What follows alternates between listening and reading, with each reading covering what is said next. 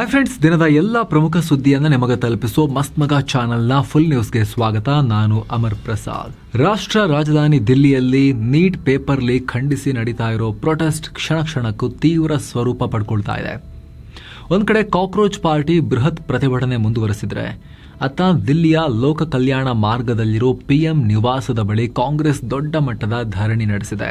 ವಿಪಕ್ಷ ನಾಯಕ Rahul Gandhi, Priyanka Gandhi, Mallikarjuna Kharge, CM DK Shivakumar ಸೇರಿ ಹಲವರು ಪಿಎಂ ನಿವಾಸದ ಮುಂದೆ ಜಮಾಯಿಸಿದರು. ಪ್ರತಿಭಟನೆ ಜೋರಾಗ್ತಿದ್ದ ಹಾಗೆ ರಾಹುಲ್ ಗಾಂಧಿ, ಪ್ರಿಯಾಂಕಾ ಗಾಂಧಿ ವಾದ್ರಾ ಸೇರಿದಂತೆ ಹಲವರನ್ನ ಪೊಲೀಸರು ವಶಕ್ಕೆ ಪಡೆದರು. ಈ ವೇಳೆ ರಾಹುಲ್ ಗಾಂಧಿಯನ್ನ ಬಂಧಿಸೋಕೆ ಮುಂದಾದಾಗ ಕಾಂಗ್ರೆಸ್ ಕಾರ್ಯಕರ್ತರು ಹಾಗೂ ಪೊಲೀಸರ ನಡುವೆ ತಳ್ಳಾಟ ನೂಕಾಟ ಎಲ್ಲ ಆಯಿತು. ಆ ಟೈಮ್ನಲ್ಲಿ ರಾಹುಲ್ ಗಾಂಧಿ ಪ್ರತಿಭಟನಾ ಸ್ಥಳದಲ್ಲಿ ನೆಲಕ್ಕೆ ಬಿದ್ದು ಹೊರಳಾಡಿರೋದು ಕಂಡುಬಂದಿದೆ. ಪೊಲೀಸರು ಅವರನ್ನು ಹಿಡಿಯೋಣ ಅಂತ ಕಾಲಿಗೆ ಕೈ ಹಾಕಿದ್ರೆ ರಾಹುಲ್ ಗಾಂಧಿ ನೆಲದಲ್ಲಿ ಬಿದ್ದು ಒದ್ದಾಡಿದ್ದಾರೆ, ಕಾಲ್ ಕೈಗೆ ಸಿಗಬಾರ್ದು ಅಂಥೇಳಿ, ಪೊಲೀಸರ ಕೈಗೆ ನನ್ನ ಕಾಲು ಸಿಗಬಾರ್ದು ಅಂಥೇಳಿ. ಅಷ್ಟು ಮಾತ್ರ ಅಲ್ಲ, ತಾವೇ ಖುದ್ದಾಗಿ ತಮ್ಮ ನಾಯಕರ ಜೊತೆ ಎಲ್ಲ ಸೇರಿ ಜಿಪ್ ಟೈ ಅಂದರೆ ಅದು ಗಂಟು ಹಾಕೋತಾರಲ್ಲ, ಅದು ಬಿಚ್ಚಕ್ಕಾಗಲ್ಲ ಲಾಕ್ ಮಾಡಿದ್ಮೇಲೆ, ಆ ಥರದ್ದನ್ನು ಅವ್ರ ಗುಂಪಿನಲ್ಲಿರೋ ಎಲ್ಲರಿಗೂ ಸೇರಿಸ್ಬಿಟ್ಟು ಹಾಕಿಬಿಟ್ಟಿದ್ರು. ಒಬ್ಬರನ್ನೇ ಎಳ್ಕೊಂಡು ಹೋಗಿ ವ್ಯಾನ್ಗೆ ಹತ್ತಿಸೋದು ಸುಲಭದಲ್ಲಿ ಆಗಬಾರ್ದು ಅಂತ ರಾಹುಲ್ ಗಾಂಧಿ ಹೀಗೆ ಮಾಡಿದ್ರು.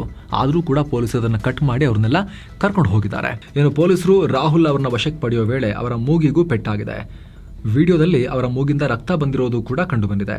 ಇದಕ್ಕೂ ಮುನ್ನ ವಿದ್ಯಾರ್ಥಿಗಳ ಭವಿಷ್ಯ ಹಾಳು ಮಾಡಿರೋ ಪ್ರಧಾನಿ ಮೋದಿ, ಗೃಹ ಮಂತ್ರಿ ಅಮಿತ್ ಶಾ ಹಾಗೂ ಶಿಕ್ಷಣ ಸಚಿವ ಧರ್ಮೇಂದ್ರ ಪ್ರಧಾನ್ ಇವರೆಲ್ಲರೂ ಕೂಡಲೇ ರಾಜೀನಾಮೆ ಕೊಡಬೇಕು ಅಂತ ಕಾಂಗ್ರೆಸ್ ಘೋಷಣೆಗಳನ್ನು ಕೂಗಿ ಪ್ರತಿಭಟನೆ ಶುರು ಮಾಡಿತ್ತು.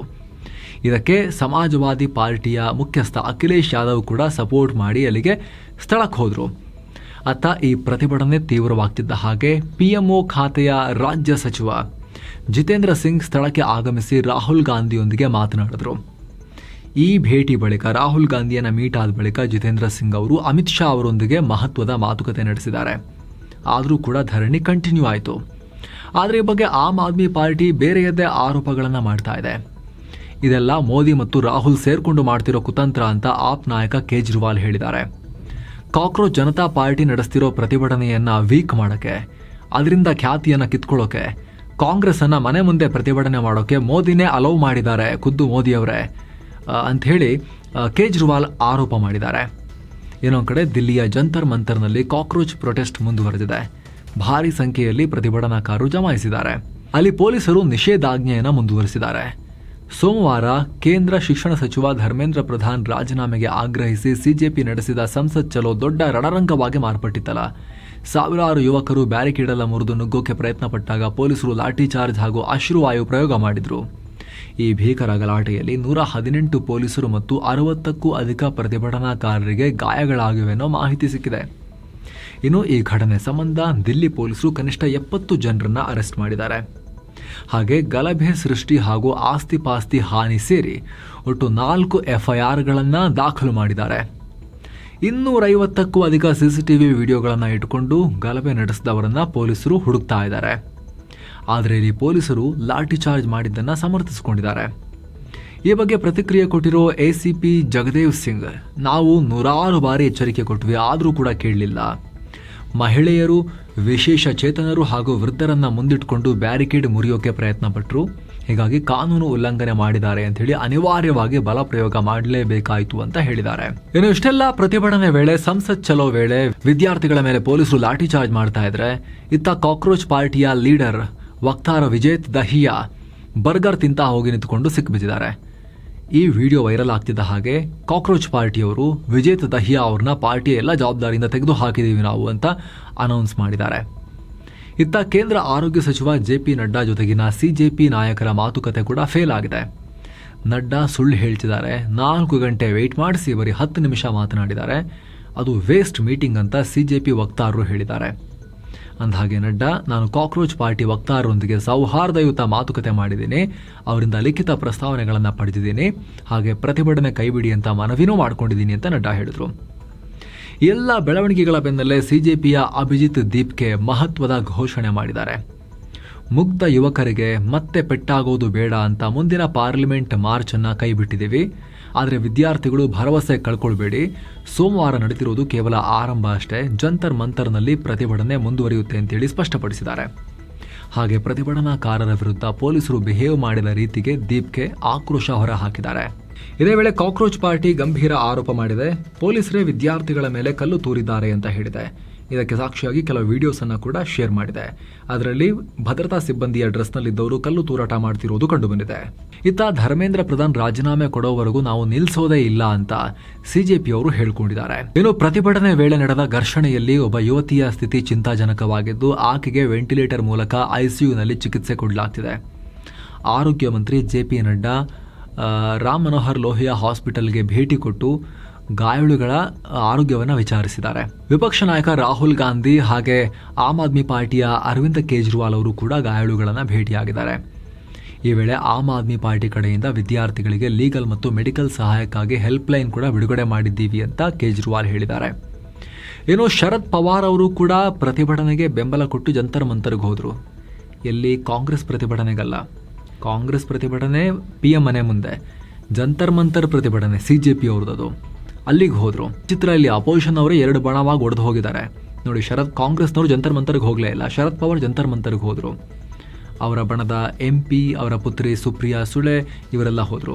ಉದ್ಧವ್ ಠಾಕ್ರೆ ಕೂಡ ಜಂತರ್ ಮಂತರ್ನಲ್ಲಿ ಕಾಕ್ರೋಚ್ ಪ್ರತಿಭಟನೆಯಲ್ಲಿ ಪಾಲ್ಗೊಳ್ತೀನಿ ಅಂತ ಹೇಳ್ತಿದ್ದಾರೆ. ಕೇಜ್ರಿವಾಲ್ ಕೂಡ ಕಾಕ್ರೋಚ್ಗಳಿಗೆ ಬೆಂಬಲವನ್ನು ಕೊಟ್ಟಿದ್ದಾರೆ. ಆದರೆ ಕಾಂಗ್ರೆಸ್ ಅಲ್ಲಿಗೆ ಮುಖ ಹಾಕಿಲ್ಲ. ಪ್ರತ್ಯೇಕವಾಗಿ PM ಮನೆ ಮುಂದೆ ಇವ್ರದ್ದು ಸಪರೇಟ್ ಪ್ರೊಟೆಸ್ಟ್ ಆಗ್ತಾ ಇದೆ. ಅಷ್ಟು ಮಾತ್ರ ಅಲ್ಲ, ಮಲ್ಲಿಕಾರ್ಜುನ ಖರ್ಗೆ ಅವರ ಸ್ಟೇಟ್ಮೆಂಟ್ ನೋಡಿ ನೀವಿಲ್ಲಿ.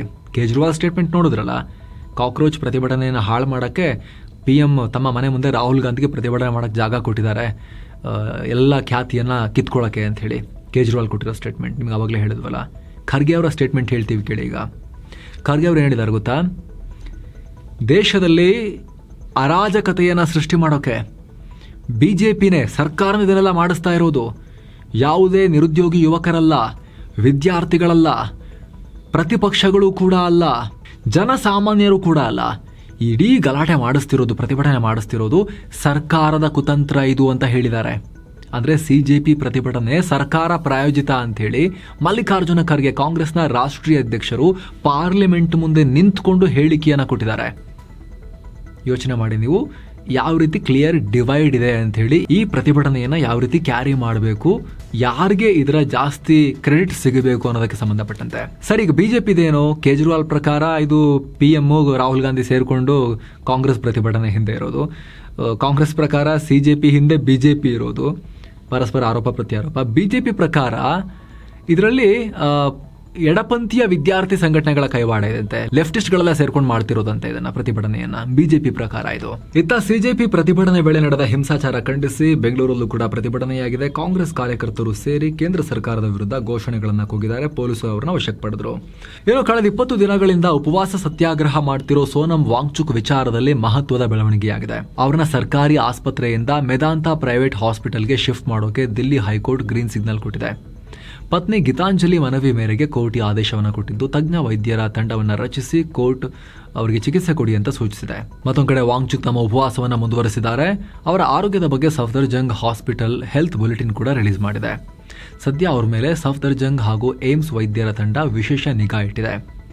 ರಿಪೋರ್ಟ್ಸ್ ಪ್ರಕಾರ ವಾಂಗ್ಚುಕ್ ಅವರ ಜೀವರಕ್ಷಕ ಅಂಗಗಳ ಕಾರ್ಯಾಚರಣೆ ಸ್ಟೇಬಲ್ ಆಗಿದೆ. ಅಂದ್ರೆ ವೈಟಲ್ ಆರ್ಗನ್ಸ್ ಚೆನ್ನಾಗಿ ಕೆಲಸ ಮಾಡ್ತಿವೆ. ಆದರೆ ನಿರಂತರ ಉಪವಾಸದಿಂದಾಗಿ ಅವರ ಬ್ಲಡ್ ಶುಗರ್ ಲೆವೆಲ್ ತೀವ್ರವಾಗಿ ಬಿದ್ದಿದೆ. ರಕ್ತದಲ್ಲಿ ಪೊಟ್ಯಾಷಿಯಂ ಪ್ರಮಾಣ ಕಮ್ಮಿಯಾಗಿದೆ, ಬಿಳಿ ರಕ್ತ ಕಣಗಳ ಕೊರತೆ ಹಾಗೂ ಡಿಹೈಡ್ರೇಷನ್ ಆಗಿದೆ ಅಂತ ವೈದ್ಯರು ಆತಂಕ ವ್ಯಕ್ತಪಡಿಸಿದ್ದಾರೆ. ಆದರೂ ಕೂಡ ವಾಂಗ್ಚುಕ್ ಗ್ಲೂಕೋಸ್ ಮತ್ತು IV ಫ್ಲೂಯಿಡ್ಸ್ ಪಡೆಯೋಕೆ ನಿರಾಕರಿಸಿದ್ದಾರೆ. ಕೇವಲ ORS ಮತ್ತು ಓರಲ್ ಪೊಟ್ಯಾಷಿಯಂ ಮಾತ್ರ ಸ್ವೀಕರಿಸ್ತಾ ಇದ್ದಾರೆ ಅಂತ ಹೇಳಿ ಗೊತ್ತಾಗಿದೆ. ಮತ್ತೊಂದು ಕಡೆ ಪ್ರೈವೇಟಿಗೆ ಬರೋಕ್ಕಿಂತ ಮುಂಚೆ ಸಫ್ದರ್ಜಂಗ್ ಗವರ್ಮೆಂಟ್ ಹಾಸ್ಪಿಟಲ್ನಲ್ಲಿ ಅವ್ರನ್ನ ಇಡಲಾಗಿತ್ತಲ್ಲ, ಆ ಸಫ್ದರ್ಜಂಗ್ ಹಾಸ್ಪಿಟಲ್ ಮತ್ತು ಏಮ್ಸ್ ಆಸ್ಪತ್ರೆಯ ವೈದ್ಯರು ನೇರವಾಗಿ ರಾಷ್ಟ್ರಪತಿ ದ್ರೌಪದಿ ಮುರ್ಮು ಅವರಿಗೆ ಪತ್ರ ಬರೆದಿದ್ದಾರೆ. ವಾಂಗ್ಚುಕ್ ಅವರಿಗೆ ಹಾಸ್ಪಿಟಲ್ನಿಂದ ತಾವಾಗಿ ಡಿಸ್ಚಾರ್ಜ್ ಆಗುವ ಹಕ್ಕಿದೆ. ಭಾರೀ ಭದ್ರತೆ ನೆಪದಲ್ಲಿ ಆಸ್ಪತ್ರೆಯನ್ನು ಪೊಲೀಸ್ ಸ್ಟೇಷನ್ ಮಾಡಬೇಡಿ. ಜೊತೆಗೆ ಜಂತರ್ ಮಂತರ್ನಲ್ಲಿ ಪ್ರೊಟೆಸ್ಟ್ ಮಾಡಿದವರ ಮೇಲಾದ ಲಾಠಿ ಚಾರ್ಜ್ ಬಗ್ಗೆ ಸ್ವತಂತ್ರ ತನಿಖೆ ನಡೆಸಬೇಕು ಅಂತ ವೈದ್ಯರ ಒಂದು ಗುಂಪು ಇಲ್ಲಿ ಆಗ್ರಹ ಮಾಡಿದೆ.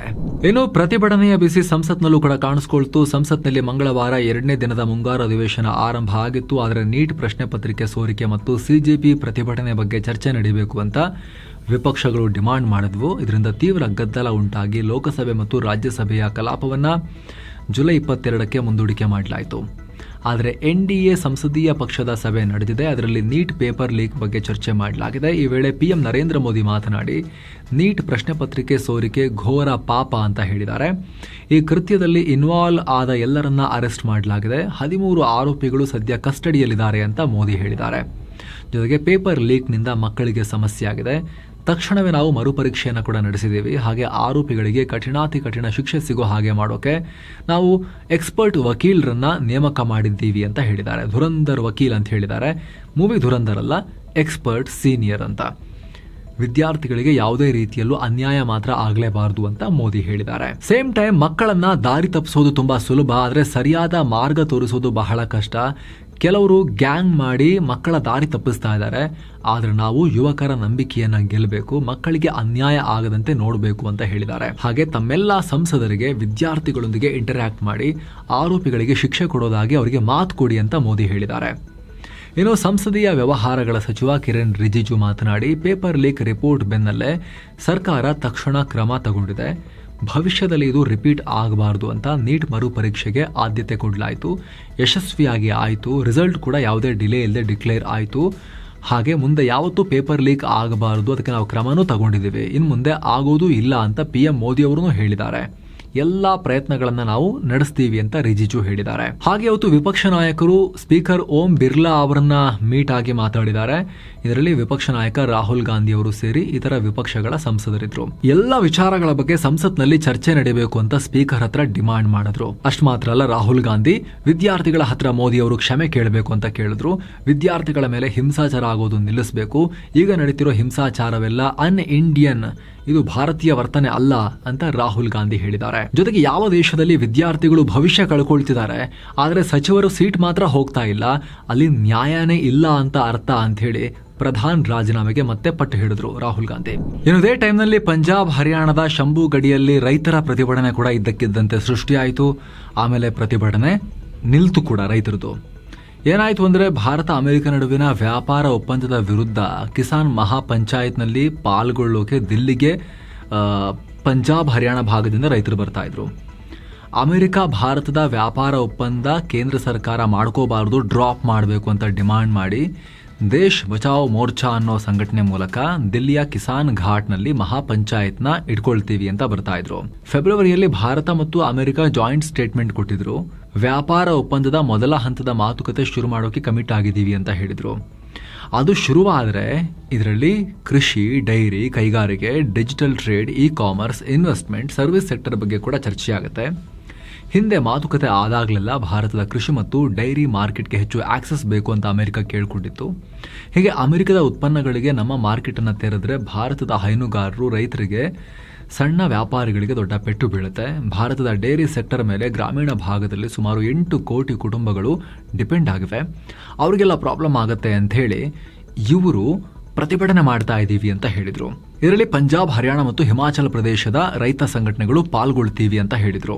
ಆದ್ರೆ ಹೊರಟಿದ್ದ ಸಾವಿರಾರು ಪಂಜಾಬ್ ರೈತರನ್ನ ಹರಿಯಾಣ ಪೊಲೀಸರು ಶಂಭು ಬಾರ್ಡರ್ನಲ್ಲಿ ತಡೆದು ನಿಲ್ಲಿಸಿದ್ರು. ಇದಕ್ಕೆ ರೊಚ್ಚಿಗಿದ್ದಿರೋ ಪಂಜಾಬ್ ರೈತರು ಶಂಭು ಗಡಿಯಲ್ಲೇ ಪ್ರತಿಭಟನೆಯನ್ನ ಶುರು ಕೂಡ ಮಾಡಿದ್ರು. ಪಂಜಾಬ್ ರೈತರನ್ನ ತಡೆದರೂ ಕೂಡ ಅಂಬಾಲಾ, ಕುರುಕ್ಷೇತ್ರ ಸೇರಿ ಹರಿಯಾಣದ ಇತರ ಜಿಲ್ಲೆಗಳ ರೈತರು ದಿಲ್ಲಿ ಕಡೆಗೆ ಮುನ್ನುಗ್ಗಿದ್ರು. ಈ ವೇಳೆ ಪೊಲೀಸರು ಕೆಲವರನ್ನ ವಶಕ್ಕೂ ಪಡೆದ್ರು.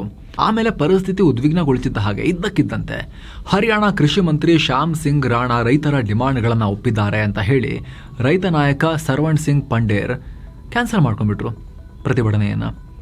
ಕೇಂದ್ರ ಕೃಷಿ ಸಚಿವ ಶಿವರಾಜ್ ಸಿಂಗ್ ಚೌಹಾಣ್ ಜೊತೆಗೂ ಮೀಟಿಂಗ್ ಅರೇಂಜ್ ಮಾಡೋದಾಗಿನೂ ಭರವಸೆ ಕೊಟ್ಟಿದ್ದಾರಂತೆ. ಮೀಟಿಂಗ್ ಕನ್ಫರ್ಮ್ ಮಾಡಿ 8 ರಿಂದ 10 ದಿನಗಳ ಒಳಗಡೆ ಲೆಟರ್ ಕಳಿಸ್ತೀವಿ ಅಂತ ಶ್ಯಾಮ್ ಸಿಂಗ್ ಮಾತು ಕೊಟ್ಟಿದ್ದಾರಂತೆ ಹರಿಯಾಣದ ಕೃಷಿ ಮಂತ್ರಿ. ಅದಕ್ಕೆ ನಾವು ಪ್ರತಿಭಟನೆಯನ್ನು ನಿಲ್ಲಿಸ್ತೀವಿ ಅಂತ ಹೇಳಿ ಕ್ಯಾನ್ಸಲ್ ಮಾಡ್ಕೊಂಡು ಹೋಗಿದ್ದಾರೆ. ಆಮೇಲೆ ಇನ್ನು ಸ್ನೇಹಿತರೆ, 7 ಸೈನ್ಸ್ ಟೂರಿಸಂನವರು ಕಾಶಿ, ಅಯೋಧ್ಯೆ, ಗಯಾ, ಬೋಧ್ಗಯಾ, ತ್ರಿವೇಣಿ ಸಂಗಮಕ್ಕೆ ಸ್ಪೆಷಲ್ ಟ್ರಿಪ್ ಅನ್ನು ಆಯೋಜನೆ ಮಾಡಿದ್ದಾರೆ. ಎಲ್ಲವನ್ನ ಒಳಗೊಂಡಿರೋ ಪ್ಯಾಕೇಜ್ ಇಲ್ಲಿದೆ. ಆಸಕ್ತರು ಕಾಲ್ ಮಾಡಿ ಬುಕ್ ಮಾಡಿಕೊಂಡು ಹೋಗಿ ಬರ್ಬೋದು. ಇನ್ನೊಂದು ಕಡೆ ಮಿಡಲ್ ಈಸ್ಟ್ ಯುದ್ಧ ಕಂಟಿನ್ಯೂ ಆಗಿದೆ. ಅಮೆರಿಕವನ್ನ ಟಾರ್ಗೆಟ್ ಮಾಡಿ ಇರಾನ್ ಗಲ್ಫ್ ರಾಷ್ಟ್ರಗಳಲ್ಲಿ ದಾಳಿ ನಡೆಸಿದೆ. ಬಹ್ರೇನ್ನಲ್ಲಿರುವ ಅಮೆರಿಕದ ಅಮೆಜಾನ್ ಕಂಪನಿಗೆ ಸಂಬಂಧಪಟ್ಟ ಇನ್ಫ್ರಾ ಮೇಲೆ ದಾಳಿ ಮಾಡಿದೀವಿ ಅಂತ ಇರಾನ್ IRGC ಹೇಳ್ಕೊಂಡಿದೆ. ಸದ್ಯ ಈ ಬಗ್ಗೆ ಬಹ್ರೇನ್ ಯಾವುದೇ ರೀತಿ ಕನ್ಫರ್ಮೇಶನ್ ಕೊಟ್ಟಿಲ್ಲ. ಆದ್ರೆ ಇರಾನ್ ಕಡೆಯಿಂದ ಬಂದಿರೋ ಸಾಕಷ್ಟು ಮಿಸೈಲ್ಗಳನ್ನ ಇಂಟರ್ಸೆಪ್ಟ್ ಮಾಡಿದ್ದೀವಿ ಅಂತ ಬಹ್ರೇನ್ ಸೇನೆ ತಿಳಿಸಿದೆ. ಹಾಗೆ ಬಹ್ರೇನ್ನಲ್ಲಿರೋ ಅಮೆರಿಕದ ಶೇಖ್ ಇಸಾ ಮಿಲಿಟರಿ ಬೇಸ್ ಅನ್ನ ಅಟ್ಯಾಕ್ ಮಾಡಲಾಗಿದೆ ಅಂತ ಇರಾನ್ ಹೇಳಿದೆ. ಆತ ಇರಾನ್ನಿಂದ ಹಾರಿ ಬಂದ 5 ಡ್ರೋನ್ಗಳನ್ನು ಹೊಡೆದು ಹಾಕಿದೀವಿ ಅಂತ ಜೋರ್ಡನ್ ಸೇನೆ ಹೇಳಿದೆ. ಇದರಿಂದ ಯಾವುದೇ ಡ್ಯಾಮೇಜಸ್ ಆಗಿಲ್ಲ ಅಂತಲೂ ಹೇಳಿದ್ದಾರೆ. ಕುವೈತ್ ಮೇಲೂ ಕೂಡ ಇರಾನ್ ದಾಳಿ ಮಾಡಿದೆ. ಕುವೈತ್ನ ಡಿಸ್ಯಾಲಿನೇಷನ್ ಮತ್ತು ಪವರ್ ಪ್ಲಾಂಟ್ ಮೇಲೆ ಮತ್ತೆ ಅಟ್ಯಾಕ್ ಆಗಿದೆ ಅಂತ ಕುವೈತ್ ಮಾಹಿತಿ ಕೊಟ್ಟಿದೆ. ಅಂದಹಾಗೆ ಕೆಂಪು ಸಮುದ್ರದಲ್ಲೂ ಕೂಡ ನಾವು ಹಡಗುಗಳನ್ನ ಹೊಡಿತೀವಿ ಅಂತ ಹೇಳಿ ಹುತಿಗಳು ಎಚ್ಚರಿಕೆ ಕೊಟ್ಟ ಬೆನ್ನಲ್ಲೇ ಈ ಬೆಳವಣಿಗೆಯಾಗಿದೆ. ಕಳೆದ 24 ಗಂಟೆಗಳಲ್ಲಿ 3 ಗಲ್ಫ್ ರಾಷ್ಟ್ರಗಳಲ್ಲಿರೋ ಒಟ್ಟು 11 ಅಮೆರಿಕನ್ ಬೇಸ್ ಮೇಲೆ ಇರಾನ್ ಮಿಸೈಲ್ ಮತ್ತು ಡ್ರೋನ್ ಹಾರಿಸಿದೆ. ಇನ್ನೊಂದು ಕಡೆ ಕೆಂಪು ಸಮುದ್ರದಲ್ಲಿ ಯೆಮೆನ್ನ ಹುತಿಗಳ ಕಾಟ ಆರಂಭ ಆಗೋಗಿದೆ. ಸೌದಿಯಿಂದ ಭಾರತ ಮತ್ತು ಚೀನಾಗೆ ಹೋಗ್ತಾ ಇದ್ದ 2 ಕಚ್ಚಾ ತೈಲ ಹಡಗುಗಳು ಕೆಂಪು ಸಮುದ್ರದಲ್ಲಿ ಯು ಟರ್ನ್ ಹೊಡೆದಿವೆ. ಈ ನಡುವೆ ಯೆಮೆನ್ನ ರಕ್ಷಣಾ ಸಚಿವ ತಾಹಿರ್ ಅಲ್ ಉಖಾಯಿಲಿ ದೊಡ್ಡ ಘೋಷಣೆ ಮಾಡಿದ್ದಾರೆ. ನಮ್ಮ ಸೇನೆ ಹುತಿಗಳ ವಿರುದ್ಧ ಸ್ವಾತಂತ್ರ್ಯಕ್ಕಾಗಿ ಯುದ್ಧ ನಡೆಸೋಕೆ ರೆಡಿ ಇದೆ ಅಂತ ಹೇಳಿದ್ದಾರೆ. ಹಾಗೆ ಹುತಿಗಳ ಕಂಟ್ರೋಲ್ನಲ್ಲಿರೋ ಯೆಮೆನ್ ಜನರಿಗೆ ತಮ್ಮ ಮಕ್ಕಳನ್ನ ರಕ್ಷಣೆ ಮಾಡ್ಕೊಳ್ಳೋಕೆ ಮನವಿ ಮಾಡಿದ್ದಾರೆ. ಮಕ್ಕಳನ್ನ ಯುದ್ಧಕ್ಕೆ ದೂಡಬೇಡಿ ಅಂತ ಹೇಳಿದ್ದಾರೆ. ಅರ್ಧ ಯೆಮೆನ್ನ ಹುತಿಗಳು ಕಂಟ್ರೋಲ್ ಮಾಡ್ತಾರಲ್ಲ, ಅಲ್ಲಿ ಯೆಮೆನ್ನ ವಿಶ್ವದಲ್ಲಿ ರೆಕಗ್ನೈಸ್ಡ್ ಗವರ್ಮೆಂಟ್ ಇದೆಯಲ್ಲ, ಅವರು ಈಗ ಹುತಿಗಳ ವಿರುದ್ಧ ನಾವು ಫೈಟ್ ಮಾಡ್ತೀವಿ ಅಂತ ಹೇಳ್ತಿದ್ದಾರೆ. ಬೆಂಗಳೂರಲ್ಲಿರೋ 77 ವರ್ಷ ಹಳೆಯ ಜಕ್ಕೂರು ಫ್ಲೈಯಿಂಗ್ ಸ್ಕೂಲ್ ಮತ್ತೆ 3 ವರ್ಷಗಳ ಗ್ಯಾಪ್ನ ನಂತರ ಶುರುವಾಗ್ತಾ ಇದೆ. ಇವ್ರದ್ದು 2023ರಲ್ಲೇ ಮುಗಿದು ಹೋಗಿತ್ತು. ಆದರೆ ಈಗ DGCA 5 ವರ್ಷ 2026ರಿಂದ 31ರವರೆಗೆ ಮತ್ತೆ ಅನುಮತಿ ಕೊಟ್ಟಿದೆ. ಮೈಸೂರಿನ ಮಹಾರಾಜ ಜಯಚಾಮರಾಜೇಂದ್ರ ಒಡೆಯರ್ ಅವರು ದಾನವಾಗಿ ಕೊಟ್ಟ ಜಾಗದಲ್ಲಿ 1949ರಲ್ಲಿ ಶುರುವಾಗಿತ್ತು. ಇಲ್ಲಿ students pilot licence, private pilot licence, commercial pilot licence ಸೇರಿ ಹಲವು ಟ್ರೈನಿಂಗ್ಗಳನ್ನು ಕೊಡಲಾಗುತ್ತೆ. ಇನ್ನು ರಾಜ್ಯ ಸರ್ಕಾರ ಶಾಲಾ ಶಿಕ್ಷಣ ಇಲಾಖೆಗೆ ಸಂಬಂಧಪಟ್ಟಂತೆ ಮಹತ್ವದ ಆದೇಶ ಹೊರಡಿಸಿದೆ. ಇಲ್ಲಿವರೆಗೂ ಇದ್ದ ಬೆಂಗಳೂರು ದಕ್ಷಿಣ ಶೈಕ್ಷಣಿಕ ಜಿಲ್ಲೆ ಹೆಸರನ್ನ ಇದೀಗ ಬೆಂಗಳೂರು ಕೇಂದ್ರ ಶೈಕ್ಷಣಿಕ ಜಿಲ್ಲೆ ಅಂತ ಬದಲಾಯಿಸಲಾಗಿದೆ. ಇತ್ತೀಚೆಗಷ್ಟೇ ರಾಜ್ಯ ಸರ್ಕಾರ ರಾಮನಗರ ಜಿಲ್ಲೆಯನ್ನ ಬೆಂಗಳೂರು ದಕ್ಷಿಣ ಜಿಲ್ಲೆ ಅಂತ ಹೇಳಿ ಮರುನಾಮಕರಣ ಮಾಡಿತ್ತು. ಹೀಗಾಗಿ ಶಿಕ್ಷಣ ಇಲಾಖೆಯಲ್ಲೂ ಕೂಡ ಸೇಮ್ ಹೆಸರಿದ್ರೆ ಮುಂದಿನ ದಿನಗಳಲ್ಲಿ ಪ್ರಾಬ್ಲಮ್ ಆಗುತ್ತೆ, ಕನ್ಫ್ಯೂಷನ್ ಆಗುತ್ತೆ ಅನ್ನೋ ಕಾರಣಕ್ಕೋಸ್ಕರ ಚೇಂಜ್ ಮಾಡಲಾಗಿದೆ. ಇನ್ನು ಬೆಂಗಳೂರಲ್ಲಿ ಇಡಿ ಅಧಿಕಾರಿಗಳು ಬಿಗ್ ಆಪರೇಷನ್ ಮಾಡಿದ್ದಾರೆ. ಜಾಗತಿಕ ಉಗ್ರ ಸಂಘಟನೆ ISಗೆ ಯುವಕರನ್ನ ಸೇರಿಸೋಕೆ ಫಂಡಿಂಗ್ ಮಾಡಿದ ಆರೋಪದ ಮೇಲೆ ನಗರದ 8 ಕಡೆ ಇಡಿ ರೇಡ್ ಮಾಡಿದೆ. ಬೆಂಗಳೂರಿನ Iqra welfare trust, guidance for Mankind trust ಮೂಲಕ ಈ ಉಗ್ರರಿಗೆ ಫಿನಾನ್ಸಿಂಗ್ ಆಗಿದೆ ಅನ್ನೋದು ಇಡಿ ಶಂಕೆ. 2020ರಲ್ಲಿ ಬಯಲಾಗಿದ್ದ IS ಕೇಸ್ ಇದು. ಆಗ NIA ಇದೇ ಜಾಲದ 4 ಅರೆಸ್ಟ್ ಮಾಡಿತ್ತು. ಇವರೆಲ್ಲ ಸೇರಿಕೊಂಡು ಇಕ್ರಾ ಕ್ಯಾಂಪ್ ಹೆಸರಲ್ಲಿ ವರ್ಕ್ಶಾಪ್ ಹಾಗೂ ಕುರಾನ್ ಸರ್ಕಲ್ ಹೆಸರಲ್ಲಿ ಕ್ಲಾಸ್ಗಳನ್ನು ನಡೆಸಿ ಯುವಕರನ್ನ ಬ್ರೈನ್ ವಾಶ್ ಮಾಡ್ತಿದ್ದ ಆರೋಪ ಇದೆ. ಟ್ರಸ್ಟ್ ಹೆಸರಲ್ಲಿ ದುಡ್ಡು ಕಲೆಕ್ಟ್ ಮಾಡೋದು, ಆಮೇಲೆ ಯುವಕರನ್ನ ಟರ್ಕಿ ಮೂಲಕ ಸಿರಿಯಾ ಕಳಿಸಿ ಉಗ್ರ ಕ್ಯಾಂಪ್ಗಳಿಗೆ ಸೇರಿಸೋದು, ಹಾಗೆ ಪೌರತ್ವ ಕಾಯ್ದೆ ಮತ್ತು ರಾಷ್ಟ್ರೀಯ ಪೌರತ್ವ ನೋಂದಣಿ CANRC ವಿರುದ್ಧ ಹೋರಾಟದ ನೆಪದಲ್ಲಿ ಯುವಕರನ್ನ ದೇಶದ ವಿರುದ್ಧ ಎತ್ತಿ ಕಟ್ಟೋದೆಲ್ಲ ಮಾಡಿಸ್ತಾ ಇದ್ರು. ಇದೆಲ್ಲ NIA ತನಿಖೆ ವೇಳೆ ಬಯಲಾಗಿದೆ. ಹೀಗಾಗಿ ಈ ಟ್ರಸ್ಟ್ಗಳಿಗೆ ಎಲ್ಲಿಂದೆಲ್ಲ ಫಂಡ್ ಬಂತು, ಆ ಹಣ ಎಲ್ಲಿಗೆ ಹೋಯಿತು ಅನ್ನೋ ಮನಿ ಟ್ರೈಲ್ ಬಗ್ಗೆ ಇಡಿ ಅಧಿಕಾರಿಗಳು ಈಗ ಕೆದಕ್ತಾ ಇದ್ದಾರೆ. ಫುಟ್ಪಾತ್ ಹಾಗೂ ಅನಾಥ ವಾಹನಗಳ ತೆರವಿನ ಬಳಿಕ ಬೆಂಗಳೂರಿನ ರಾಜಕಾಲುವೆ ಒತ್ತುವರಿದಾರರಿಗೂ ಶಾಕ್ ಕೊಡೋಕೆ ಗ್ರೇಟರ್ ಬೆಂಗಳೂರು ಪ್ರಾಧಿಕಾರ GBA ಮುಂದಾಗಿದೆ. ಬೆಂಗಳೂರು ನಗರಾಭಿವೃದ್ಧಿ ಸಚಿವ ಕೃಷ್ಣ ಬೈರೇಗೌಡ ಬಿಗ್ ಸ್ಟೇಟ್ಮೆಂಟ್ ಕೊಟ್ಟಿದ್ದಾರೆ. ಶೀಘ್ರದಲ್ಲಿ ಕಾಲುವೆ ಒತ್ತುವರಿ ತೆರವು ಮಾಡ್ತೀವಿ ಅಂತ ಎಚ್ಚರಿಕೆ ಕೊಟ್ಟಿದ್ದಾರೆ. ಬೆಂಗಳೂರಲ್ಲಿ ಒಟ್ಟು 860 ಕಿಲೋಮೀಟರ್ ಉದ್ದದ ರಾಜ ಕಾಲುವೆ ಇದೆ. ಈ ಪೈಕಿ ಈಗ ಆಲ್ರೆಡಿ ಅಂದಾಜು 600 ಕಿಲೋಮೀಟರ್ ಅಭಿವೃದ್ಧಿಯಾಗಿದೆ. ಅಂದರೆ ಸಿದ್ದರಾಮಯ್ಯ CM ಆಗಿದ್ದಾಗ 400 ಕಿಲೋಮೀಟರ್ ಹಾಗೂ BJP ಅವಧಿಯಲ್ಲಿ 150 ಕಿಲೋಮೀಟರ್ ಡೆವಲಪ್ ಮಾಡಲಾಗಿದೆ. ಇನ್ನುಳಿದ 260 ಕಿಲೋಮೀಟರ್ ರಾಜಕಾಲುವೆಯನ್ನ ವಿಶ್ವ ಬ್ಯಾಂಕ್ ನೆರವಿನೊಂದಿಗೆ ಅಭಿವೃದ್ಧಿ ಮಾಡೋಕೆ ಸರ್ಕಾರ ಪ್ಲಾನ್ ಮಾಡಿದೆ. ಈ ಕಾಮಗಾರಿ ಕೈಗೆತ್ತಿಕೊಂಡಾಗ ಎಲ್ಲೆಲ್ಲಿ ರಾಜಕಾಲುವೆ ಒತ್ತುವರಿ ಆಗಿದೆಯೋ ಅದನ್ನೆಲ್ಲ ನಿರ್ದಾಕ್ಷಿಣ್ಯವಾಗಿ ಡೆಮಾಲಿಷನ್ ಮಾಡ್ತೀವಿ ಅಂತ ಕೃಷ್ಣ ಬೈರೇಗೌಡ ವಾರ್ನಿಂಗ್ ಕೊಟ್ಟಿದ್ದಾರೆ. ಇನ್ನು ಬೆಂಗಳೂರಿನ ಶಿವಾಜಿನಗರದಲ್ಲಿ GBA ಅಧಿಕಾರಿಯ ಮೇಲೆ ಭಾರಿ ಹಲ್ಲೆಯಾಗಿದೆ. ಫುಟ್ಪಾತ್ ಒತ್ತುವರಿ ತೆರವು ಮಾಡೋಕೆ ಹೋದಾಗ ದುಷ್ಕರ್ಮಿಗಳು ಈ ಕೃತ್ಯವನ್ನ ಮಾಡಿದ್ದಾರೆ. ಇದಕ್ಕೆ ಬಿಜೆಪಿ ಆಕ್ರೋಶ ವ್ಯಕ್ತಪಡಿಸಿದೆ. ಬೇರೆ ಕಡೆ ಒತ್ತುವರಿ ತೆರವು ಮಾಡುವಾಗ ಕ್ಯಾಮೆರಾ ಮುಂದೆ ನಿಂತ್ಕೊಂಡು ರೀಲ್ಸ್ ಮಾಡ್ತೀರಿ ಕೃಷ್ಣ ಬೈರೇಗೌಡ್ರೆ, ಶಿವಾಜಿನಗರದಲ್ಲಿ ಮಾತ್ರ ಯಾಕೆ ಮೌನ ನಿಮ್ದು? ಅಲ್ಲಿ ಯಾಕೆ ಕಾಣಲ್ಲ ನೀವು? ಅಧಿಕಾರಿಯ ಬೆನ್ನಿಗೆ ನಿಲ್ಲೋ ಜವಾಬ್ದಾರಿ ನಿಮ್ದಲ್ವಾ ಅಂತ ಪ್ರಶ್ನೆ ಮಾಡಿದೆ ಬಿಜೆಪಿ. ಇನ್ನು ಬೆಂಗಳೂರು ದಕ್ಷಿಣ ತಾಲೂಕಿನ ಕಗ್ಗಲೀಪುರ ಬಳಿ ಆರ್ಟ್ ಆಫ್ ಲಿವಿಂಗ್ ಸಂಸ್ಥೆ ಸರ್ಕಾರಿ ಜಾಗ ಒತ್ತುವರಿ ಮಾಡಿದ ಆರೋಪದಲ್ಲಿ ಇದರ ಕಂಪ್ಲೀಟ್ ತನಿಖೆ ಮಾಡೋಕೆ ಸರ್ಕಾರ ಈಗ ರೀಜನಲ್ ಕಮಿಷನರ್ ಆದಿತ್ಯ ಆಮ್ಲನ್ ಬಿಸ್ವಾಸ್ ನೇತೃತ್ವದಲ್ಲಿ SIT ರಚನೆ ಮಾಡಿದೆ. ಈ ಟೀಮ್ 3 ತಿಂಗಳ ಒಳಗಡೆ ರಿಪೋರ್ಟ್ ಕೊಡುತ್ತೆ. ಅಕ್ಟೋಬರ್ 2025ರ ಸರ್ವೆ ಪ್ರಕಾರ ಸಂಸ್ಥೆ 290 ಎಕರೆಗೂ ಅಧಿಕ ಜಾಗ ಒತ್ತುವರಿ ಮಾಡಿದೆ ಅನ್ನೋದು ಆರೋಪ. ಯಾವ ಉದ್ದೇಶಕ್ಕೆ ಜಾಗ ಕೊಟ್ಟಿದ್ರು ಅದಕ್ಕೆ ಬಳಸದೆ ಕೆರೆ, ರಾಜಕಾಲುವೆ ಆಕ್ರಮಿಸಿ ಅಪಾರ್ಟ್ಮೆಂಟ್ ಕಟ್ಟಿದ್ದಾರೆ. ಹೈಕೋರ್ಟ್ ಆದೇಶದಂತೆ ಸರ್ವೆಗೆ ಹೋದ ಅಧಿಕಾರಿಗಳಿಗೆ ಅಡ್ಡಿಪಡಿಸಿದ್ದಾರೆ ಅನ್ನೋ ಆರೋಪಗಳನ್ನ ಮಾಡಲಾಗಿದೆ. ಒಟ್ಟಾರೆ 60 ಎಕರೆ ಜಾಗದೊಂದಿಗೆ ಕೆರೆ, ರಸ್ತೆ, ಖರಾಬು ಜಾಗ ಸೇರಿಸಿ 291 ಎಕರೆ 38 ಗುಂಟೆ ದೊಡ್ಡ ಕಾಂಪೌಂಡ್ ಹಾಕೊಂಡಿದ್ದಾರೆ ಅನ್ನೋದು ಆರೋಪ. ಈ ಬಗ್ಗೆ ಆರ್ಟ್ ಆಫ್ ಲಿವಿಂಗ್ ಕಡೆಯಿಂದ ಇನ್ನಷ್ಟೇ ಪ್ರತಿಕ್ರಿಯೆ ಬರಬೇಕು. ಕರ್ನಾಟಕದ ಕೆಲವು ಕಡೆ ಮುಂದಿನ 24 ಗಂಟೆಯಲ್ಲಿ ಮಳೆಯಾಗೋ ಚಾನ್ಸಸ್ ಇದೆ ಅಂತ ಹವಾಮಾನ ಇಲಾಖೆ ಹೇಳಿದೆ. ಬೀದರ್, ಕಲಬುರಗಿ, ವಿಜಯಪುರ, ಯಾದಗಿರಿ, ರಾಯಚೂರು, ಕೊಪ್ಪಳ ಜಿಲ್ಲೆಗಳಿಗೆ ಯೆಲ್ಲೋ ಅಲರ್ಟ್ ಅನ್ನು ಕೊಡಲಾಗಿದೆ.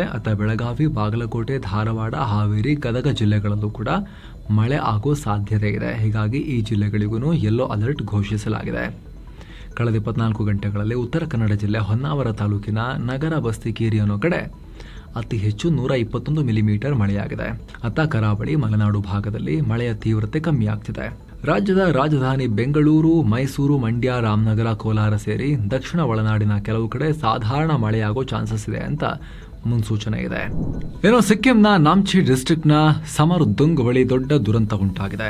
ಭಾರಿ ಮಳೆಯಿಂದ ಟನಲ್ ಕುಸಿದು 11 ಮಂದಿ ಪ್ರಾಣ ಬಿಟ್ಟಿದ್ದಾರೆ. ತೀಸ್ತಾ ಸ್ಟೇಜ್ 6 ಹೈಡ್ರೋ ಎಲೆಕ್ಟ್ರಿಕ್ ಪ್ರಾಜೆಕ್ಟ್ನ 7 ಕಿಲೋಮೀಟರ್ ಉದ್ದದ ಅಂಡರ್ ಕನ್ಸ್ಟ್ರಕ್ಷನ್ ಟನಲ್ನಲ್ಲಿ ಈ ಘಟನೆಯಾಗಿದೆ. ಭೂ ಕುಸಿತದ ವೇಳೆ national hydro electric power corporation ಮತ್ತು ಪ್ರಾಜೆಕ್ಟ್ ಡೆವಲಪರ್ ಪಟೇಲ್ ಇಂಜಿನಿಯರಿಂಗ್ನ ಅಧಿಕಾರಿಗಳು ಸೇರಿದ ಹಾಗೆ 25ರಿಂದ 38 ಜನ ಇನ್ಸ್ಪೆಕ್ಷನ್ ಮಾಡೋಕೆ ಅಂತ ಒಳಗಡೆ ಇದ್ರು. ಸದ್ಯಕ್ಕೆ 16 ಜನರನ್ನ ಮಾತ್ರ ಕಾಪಾಡೋಕೆ ಸಾಧ್ಯ ಆಗಿದೆ. ಇನ್ನು 15 ಜನ ಭೂಮಿಯ 3 ಕಿಲೋಮೀಟರ್ ಆಳದಲ್ಲಿ ಸಿಕ್ಕಾಕೊಂಡಿದ್ದಾರೆ. ರಕ್ಷಣಾ ಕಾರ್ಯಾಚರಣೆ ಜೋರಾಗಿ ನಡೀತಾ ಇದೆ. ಕಂಟಿನ್ಯೂಸ್ಲಿ ಮಳೆ ಬರ್ತಿರೋದ್ರಿಂದ ಟನಲ್ ಒಳಗಡೆ ವಿಷಾನಿಲ, ಮಿಥೇನ್ ಕೂಡ ಲೀಕ್ ಆಗ್ತಿರೋದ್ರಿಂದ ರಕ್ಷಣಾ ಕಾರ್ಯಾಚರಣೆಗೆ ತುಂಬಾ ಪ್ರಾಬ್ಲಮ್ ಆಗ್ತಾ ಇದೆ. NDRF, SDRF, police, fire department ಹಾಗೂ ಲೋಕಲ್ ಜನ ಸೇರಿ ರೆಸ್ಕ್ಯೂ ಆಪರೇಷನ್ ನಡೆಸ್ತಾ ಇದ್ದಾರೆ. ಎಲ್ಲರೂ ಜೀವಂತವಾಗಿ ಬರಲಿ ಅಂತ ನಾವು ಹಾರೈಸೋಣ. ಭಾರತದ ಷೇರುಪೇಟೆ ಮತ್ತೆ ರೆಡ್ ಅಲ್ಲಿತ್ತು. ದಿನದ ವಹಿವಾಟಿನ ಅಂತ್ಯಕ್ಕೆ ಸೆನ್ಸೆಕ್ಸ್ 238 ಪಾಯಿಂಟ್ಸ್ ಅಥವಾ 0.31% ಬಿದ್ದು 77,470ಕ್ಕೆ ರೀಚ್ ಆಗಿದೆ. ನಿಫ್ಟಿ 50 ಪಾಯಿಂಟ್ಸ್ ಅಥವಾ 0.21% ಕಮ್ಮಿಯಾಗಿ 24,187ಕ್ಕೆ ತಲುಪಿದೆ. Nifty mid cap index 0.30% rise ಆದರೆ ಸ್ಮಾಲ್ ಕ್ಯಾಪ್ ಇಂಡೆಕ್ಸ್ 0.53% ಜಂಪ್ ಆಗಿದೆ. ಆದರೆ ಇವತ್ತು ಷೇರುಪೇಟೆ ಲಾಸ್ ಮಾಡ್ಕೊಳ್ಳೋಕೆ ಮುಖ್ಯ ಕಾರಣ ಮಿಡಲ್ ಈಸ್ಟ್ನ ಸಂಘರ್ಷ. ಯುದ್ಧ ಮುಂದುವರೆದಿದ್ದು ತೈಲ ಬೆಲೆ ಏರಿಕೆ ಆಗ್ತಾನೆ ಇದೆ. ವಿಡಿಯೋ ರೆಕಾರ್ಡ್ ಮಾಡೋ ಟೈಮ್ನಲ್ಲಿ 1 ಬ್ಯಾರೆಲ್ ಬ್ರೆಂಟ್ ಕ್ರೂಡ್ ಆಯಿಲ್ ಬೆಲೆ $90 ಗಡಿಯಲ್ಲಿತ್ತು. ಹೂತಿಗಳು ಕೂಡ ಸೌದಿ ವಿರುದ್ಧ ನೌಕಾ ದಿಗ್ಬಂಧನ ಹಾಕ್ತೀವಿ ಅಂತ ಹೇಳಿರೋದು ರಿಪೋರ್ಟ್ ಆಗಿತ್ತು. ಈ ಕಾರಣದಿಂದ ಮಾರ್ಕೆಟ್ ಮುಗ್ಗರಿಸಿದೆ. ಗೋಲ್ಡ್ಮನ್ ಸ್ಯಾಕ್ಸ್ ಪ್ರಕಾರ ತೈಲ ಬೆಲೆ $120ಗೂ ಹೋಗಬಹುದು ಅನ್ನೋ ಆತಂಕಕಾರಿ ರಿಪೋರ್ಟ್ ಅವ್ರು ಕೊಟ್ಟಿದ್ದಾರೆ. ಹಾಗಾಗಿ ಆತಂಕದ ವಾತಾವರಣ ಇದೆ. ಇನ್ನು Q1 ಚೆನ್ನಾಗಿರುತ್ತೆ ಅನ್ನೋ ನಿರೀಕ್ಷೆ ಮೇರೆಗೆ ಸ್ಮಾಲ್ ಕ್ಯಾಪ್ ಮತ್ತು ಮಿಡ್ ಕ್ಯಾಪ್ ಕಂಪನಿಗಳು ಲಾಭದಲ್ಲಿದ್ವು. ಆದರೆ ಇನ್ಫೋಸಿಸ್, HDFC ಬ್ಯಾಂಕ್, TCS ರೆಡ್ನಲ್ಲಿದ್ವು. HCL tech, Mahindra and Mahindra, Kotak Mahindra ಗ್ರೀನ್ನಲ್ಲಿದ್ವು. BSEನಲ್ಲಿ 2084 ಸ್ಟಾಕ್ಸ್ ಗ್ರೀನ್ನಲ್ಲಿದ್ದರೆ 2155 ಸ್ಟಾಕ್ಸ್ ರೆಡ್ನಲ್ಲಿದ್ವು. ಇನ್ನು ಡಾಲರ್ ಮುಂದೆ ರೂಪಾಯಿ ಮೌಲ್ಯ 12 ಪೈಸೆ ಜಾಸ್ತಿಯಾಗಿ $96.24 ಆಗಿದೆ. ಇನ್ನು Q1 ರಿಸಲ್ಟ್ಸ್ ಬಗ್ಗೆ ಬರೋದಾದ್ರೆ TVS ಮೋಟಾರ್ ಕಂಪನಿ Q1ನಲ್ಲಿ revenue year on year 38% jump ಆಗಿ 13,896 ಕೋಟಿ ರೂಪಾಯಿಗೆ ತಲುಪಿದೆ. ನೆಟ್ ಪ್ರಾಫಿಟ್ ಕೂಡ ಇಯರ್ ಆನ್ ಇಯರ್ 51% ಜಂಪ್ ಆಗಿ 1,174 ಕೋಟಿ ರೂಪಾಯಿಗೆ ತಲುಪಿದೆ. ಕಚ್ಚಾ ವಸ್ತುಗಳ ರೇಟ್ ಜಾಸ್ತಿ ಆದರೂ ಕೂಡ ಕಾಸ್ಟ್ ಕಂಟ್ರೋಲ್ ಮಾಡಿ ಕಂಪನಿ ಇದನ್ನು ಮ್ಯಾನೇಜ್ ಮಾಡಿದೆ. ಸೇಲ್ಸ್ನಲ್ಲೂ TVS ರೆಕಾರ್ಡ್ ಮಾಡಿದೆ. ಟೋಟಲ್ 2 ಮತ್ತು 3 ವೀಲರ್ ಸೇರಿ 1.63 ಮಿಲಿಯನ್ ಯೂನಿಟ್ ಸೇಲ್ ಆಗಿತ್ತು. 28% ಗ್ರೋತ್ ಕಂಡಿದೆ. ಇನ್ನು Adani energy solutions company net profit 124% jump ಆಗಿ 1,149 ಕೋಟಿ ರೂಪಾಯಿಗೆ ತಲುಪಿದೆ. ಕಳೆದ ವರ್ಷದ Q1ನಲ್ಲಿ ಬರೀ 512 ಕೋಟಿ ರೂಪಾಯಿ ಇತ್ತು ಇವ್ರ ಪ್ರಾಫಿಟ್. ಇನ್ನು ಆಪರೇಷನಲ್ ರೆವೆನ್ಯೂ 42% ಜಂಪ್ ಆಗಿ 9,711 ಕೋಟಿ ರೂಪಾಯಿ ಆಗಿದೆ. ಇನ್ನು ಬಜಾಜ್ ಆಟೋ ಭರ್ಜರಿ ಸೇಲ್ಸ್ನಿಂದ ಕಳೆದ ವರ್ಷಕ್ಕೆ ಕಂಪೇರ್ ಮಾಡಿದರೆ ನೆಟ್ ಪ್ರಾಫಿಟ್ 46% ಜಂಪ್ ಆಗಿ 3,225 ಕೋಟಿ ರೂಪಾಯಿಗೆ ತಲುಪಿದೆ. ಕೋರ್ ಆಪರೇಷನ್ಸ್ ರೆವೆನ್ಯೂ ಕೂಡ 65% ಹೆಚ್ಚಾಗಿ 20,870 ಕೋಟಿ ರೂಪಾಯಿಗೆ ತಲುಪಿದೆ. ಆದರೆ ಕಳೆದ ಮಾರ್ಚ್ ಕ್ವಾರ್ಟರ್ಗೆ ಕಂಪೇರ್ ಮಾಡಿದರೆ ರೆವೆನ್ಯೂ 22% ಜಾಸ್ತಿ ಆಗಿದ್ರೂ ಕೂಡ ನೆಟ್ ಪ್ರಾಫಿಟ್ 12% ಕಮ್ಮಿಯಾಗಿದೆ.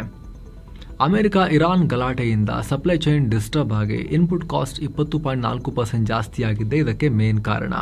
ಇನ್ನು ಪೇಟಿಎಂ ಪ್ಯಾರೆಂಟ್ ಕಂಪನಿ 197 ಕಮ್ಯುನಿಕೇಷನ್ಸ್ ಲಾಭ ಮಾಡಿಕೊಂಡಿದೆ. ಕಂಪನಿಯ revenue year on year 28% jump ಆಗಿ 2,448 ಕೋಟಿ ರೂಪಾಯಿಗೆ ತಲುಪಿದೆ. ನೆಟ್ ಪ್ರಾಫಿಟ್ ಕೂಡ ಇಯರ್ ಆನ್ ಇಯರ್ 79% ಏರಿಕೆಯಾಗಿ 220 ಕೋಟಿ ರೂಪಾಯಿ ಲಾಭ ಬಂದಿದೆ.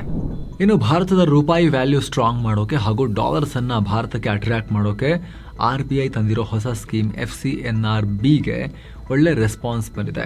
ಫಾರಿನ್ ಕರೆನ್ಸಿ ನಾನ್ ರೆಸಿಡೆಂಟ್ ಡೆಪಾಸಿಟ್ಸ್ ಮೂಲಕ NRIಗಳು ಭಾರತದ ಬ್ಯಾಂಕ್ಗಳಲ್ಲಿ ನಿಯರ್ಲಿ $19 ಬಿಲಿಯನ್ ಇನ್ವೆಸ್ಟ್ ಮಾಡಿದ್ದಾರೆ ಮೊದಲ 4-5 ವಾರಗಳಲ್ಲೇ.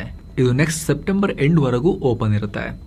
ಇದರಲ್ಲಿ ಓವರ್ಸೀಸ್ ಇನ್ವೆಸ್ಟರ್ಸ್ಗೆ RBI 14% ವರೆಗೂ ರಿಟರ್ನ್ಸ್ ಕೊಡೋಕೆ ಅವಕಾಶಗಳನ್ನು ಮಾಡಿಕೊಟ್ಟಿದೆ. ಜುಲೈ 17ರವರೆಗೆ RBIನ ಡಾಲರ್ ಸ್ವಾಪ್ ಫೆಸಿಲಿಟಿಗೆ ಟೋಟಲ್ ಆಗಿ $20.72 ಬಿಲಿಯನ್ ಬಂದಿದೆ ಅಂತ RBI ಹೇಳಿದೆ. ಟೋಟಲ್ ಈ ಸ್ಕೀಮ್ ಮುಗಿಯೋದ್ರೊಳಗಡೆ $50 ಬಿಲಿಯನ್ ನಷ್ಟು ದುಡ್ಡು ಹರಿದು ಬರೋ ನಿರೀಕ್ಷೆ RBIಗಿದೆ. ಇನ್ನು ಕೋಕಾ ಕೋಲಾ ಕಂಪನಿ ಭಾರತದಲ್ಲಿ ತಮ್ಮ bottling partner Hindustan Coca Cola ಕಂಪನಿಯ IPO ತರೋಕೆ ಪ್ಲಾನ್ ಮಾಡ್ತಿದ್ದಾರೆ. 2027ರಲ್ಲಿ ನಡೆಯಲಿರೋ ಈ IPOಗೆ ಬ್ಯಾಂಕರ್ಸ್ ಆಗಿ JP ಮಾರ್ಗನ್ ಮತ್ತು ಸಿಟಿ ಬ್ಯಾಂಕ್ಗಳನ್ನು ಅಪಾಯಿಂಟ್ ಮಾಡಿದ್ದಾರೆ. ಈ ತಿಂಗಳ ಆರಂಭದಲ್ಲಿ ಲಂಡನ್ನಲ್ಲಿ ಬ್ಯಾಂಕರ್ಸ್ ಜೊತೆ ನಡೆದ ಮೀಟಿಂಗ್ ನಂತರ ಈ ನಿರ್ಧಾರ ತಗೊಂಡಿದ್ದಾರೆ. ಇದರೊಂದಿಗೆ ಕೋಟಕ್ ಮತ್ತು ಮಾರ್ಗನ್ ಸ್ಟ್ಯಾನ್ಲಿ ಕೂಡ ಈ IPOಗೆ ಬ್ಯಾಂಕರ್ಸ್ ಆಗಿ ಅಪಾಯಿಂಟ್ ಆಗಿದ್ದಾರೆ. ಈ ಹಿಂದೂಸ್ತಾನ್ ಕೋಕಾ ಕೋಲಾ ಹೋಲ್ಡಿಂಗ್ಸ್ನಲ್ಲಿ ಕೋಕಾ ಕೋಲಾ ಕಂಪನಿ 60% ಸ್ಟೇಕ್ ಅನ್ನು ಹೊಂದಿದೆ. 1997ರಲ್ಲಿ ಶುರುವಾದ ಈ ಕಂಪನಿ ಭಾರತದ 10 ಸ್ಟೇಟ್ಗಳಲ್ಲಿ 14 ಬಾಟ್ಲಿಂಗ್ ಪ್ಲಾಂಟ್ಗಳನ್ನು ಆಪರೇಟ್ ಮಾಡ್ತಾ ಇದೆ. ಕೋಕಾ ಕೋಲಾ ಈ IPO ಮೂಲಕ $1 ಬಿಲಿಯನ್ ಅಂದರೆ ಸುಮಾರು 9.5 ಸಾವಿರ ಕೋಟಿ ರೂಪಾಯಿ ರೈಸ್ ಮಾಡೋಕೆ ಪ್ಲಾನ್ ಮಾಡಿಕೊಂಡಿದೆ. ಇನ್ನು ಜರ್ಮನಿಯ ಫೇಮಸ್ ಕಾರ್ ಕಂಪನಿ ಫೋಕ್ಸ್ವಾಗನ್ ಇಂಡಿಯಾದಲ್ಲಿರೋ ತನ್ನ ಬಿಸ್ನೆಸ್ನಲ್ಲಿ ಸ್ವಲ್ಪ ಷೇರುಗಳನ್ನು JSW ಗ್ರೂಪ್ಗೆ ಸೇಲ್ ಮಾಡೋಕೆ ಮಾತುಕತೆ ನಡೆಸ್ತಾ ಇದೆ.